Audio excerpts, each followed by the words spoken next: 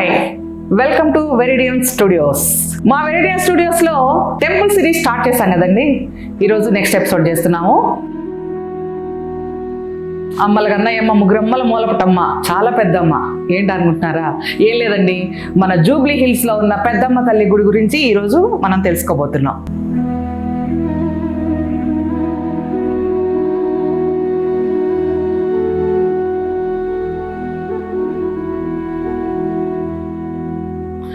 Jubilee హిల్స్లో పెద్దమ్మ తల్లి గుడి చాలా వేళ్ల క్రితం నుంచి ఉంది, వందల సంవత్సరాల నుంచి ఉంది. కానీ 80 ఏళ్ళ తర్వాత కాస్త ప్రాశస్త్యంలోకి వచ్చింది. 2000 సంవత్సరం తర్వాత బాగా ప్రాచుర్యంలోకి వచ్చింది. దీని కథ ఏంటో తెలుసుకుందాం. ఫస్ట్ ఈ జూబ్లీ హిల్స్ అనేది ఒక అరణ్యంలాగా కొండలు గుట్టలతో అలా ఉండేది. కానీ ఈరోజు అది నగరం నడిబొడ్డుకు వచ్చిందనుకోండి. ఆ రోజుల్లో ఆటవిక జాతుల వాళ్ళందరూ కూడా అక్కడ నివసిస్తూ ఉండేవాళ్ళు. అలాగే ఒకరోజు అసలు ఈ స్థల పురాణం ప్రకారం ఏం చెప్తుందంటే, మహిషాసుడు అనే రాక్షసుడు అందరినీ హింసిస్తుంటే అమ్మవారు దుర్గాదేవి అమ్మవారు ఈ మహిషాసుడిని అంతమొందించి యుద్ధం చేసి అలసిపోయి అలా ఇప్పుడు జూబ్లీ హిల్స్లో ఉన్న ప్లేస్లోకి వచ్చి అలా సేద తీరుతూ అక్కడ వెలిసిందని చెప్తారు. ఆవిడ మొదటగా దుర్గాదేవే పెద్దమ్మ తల్లిగా అవతరించిందని. పురాణాల్లో పెద్దమ్మ తల్లి పేరు ప్రస్తావన రాదు, కానీ ఈ పెద్దమ్మ తల్లి అంటే అమ్మలకే అమ్మ అని. వెలిసాక అక్కడ ఉన్న ఆటవిక జాతుల వాళ్ళు, వాళ్ళకి ఏదైనా సంతోషాలు వస్తే చక్కగా పొంగళ్ళు చేసి డ్యాన్సులు చేసుకోండి, వాళ్ళకి ఏదైనా బాధలు వస్తే బలులు, కొళ్ళు, మేకలు వాటిని ఇచ్చేసి అమ్మవారిని శాంతింపజేయటం ఇలా జరుగుతూ ఉండేదంట. అలా జరుగుతూ ఉన్నాక కొన్ని రోజుల తర్వాత అక్కడ ఒక గుడి ఉందని కానీ, అక్కడ ఆవిడికి ధూపదీప నైవేద్యాలు పెట్టడానికి కానీ ఎవరూ లేరు. ఎవరు తోస్తే వాళ్ళు వచ్చేవాళ్ళు, దండం పెట్టుకుని వెళ్తూ ఉండేవాళ్ళు. అలా కొన్ని రోజుల తర్వాత స్థానిక భక్తులకి అమ్మవారి కల్లో కనిపించి నాకు ఒక గుడిని ఏర్పాటు చేయండి అని కోరినట్లు, అప్పుడు ఆ స్థానికులు అమ్మవారికి అక్కడ గుడి కట్టినట్టు స్థల పురాణం చెప్తుంది. అలా ఉన్న చిన్న గుడి 1980ల వరకు కూడా చిన్న గుడిగానే ఉండేది.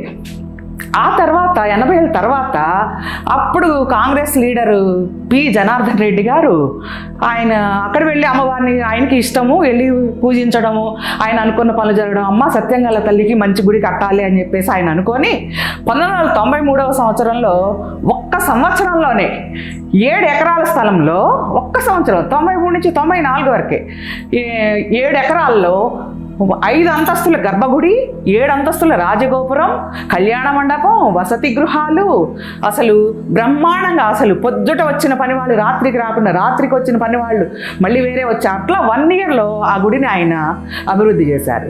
1993 తర్వాత అమ్మవారి చరిత్ర, అమ్మవారి గురించి బాగా బహుళంగా ప్రచారంలోకి రావడం జరిగింది. 2000 సంవత్సరం తర్వాత బాగా ప్రాముఖ్యతను సంపాదించుకుంది. అమ్మవారి గుడి గురించి అందరికీ జనాలకి తెలిసింది. ఈ జంట నగరాల వాసులే కాకుండా వేరే రాష్ట్రాల నుంచి కూడా చాలా మంది భక్తులు అమ్మవారిని దర్శించుకోవడానికి వస్తారు. ఈ విధంగా అమ్మవారు సత్యంగల తల్లి అని జనాలు అందరూ కూడా తెలుసుకుంటూ ఉన్నారు.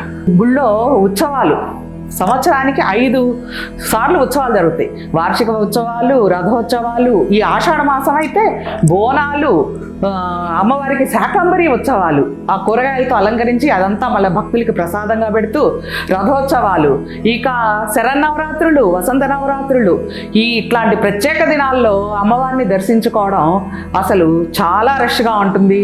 అలాగే వచ్చిన భక్తులందరూ కూడా అమ్మ గుళ్ళోకి ఎంటర్ అవగానే తెలియని ప్రశాంతత వస్తుందండి.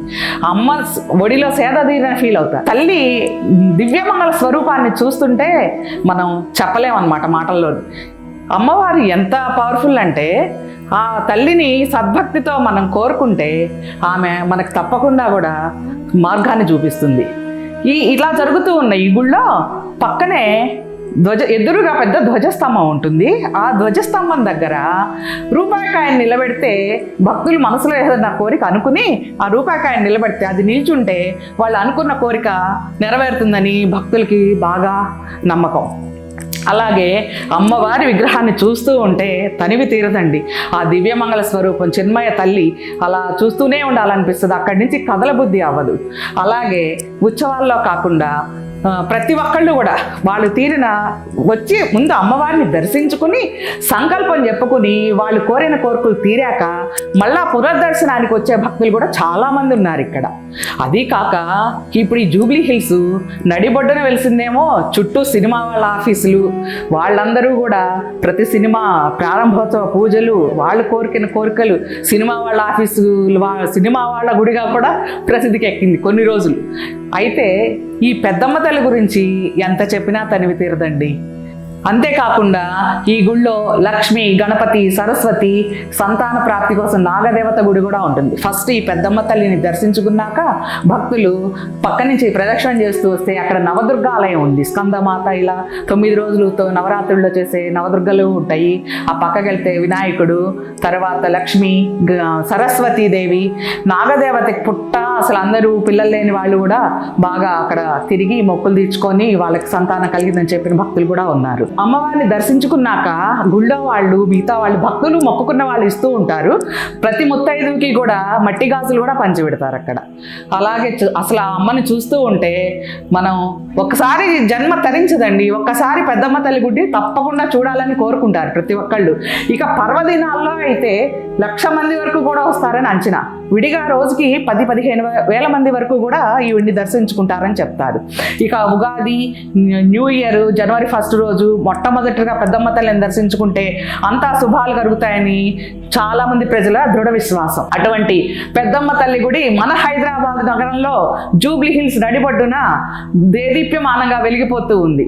అటువంటి సత్యస్వరూపిణి అయిన పెద్దమ్మ తల్లి ఆశీస్సులు మనందరికీ కలగాలని మా వెరిడియన్ స్టూడియోస్ కోరుకుంటుంది. మీకు ఈ వీడియో నచ్చితే subscribe to Veridian studios. Thank you.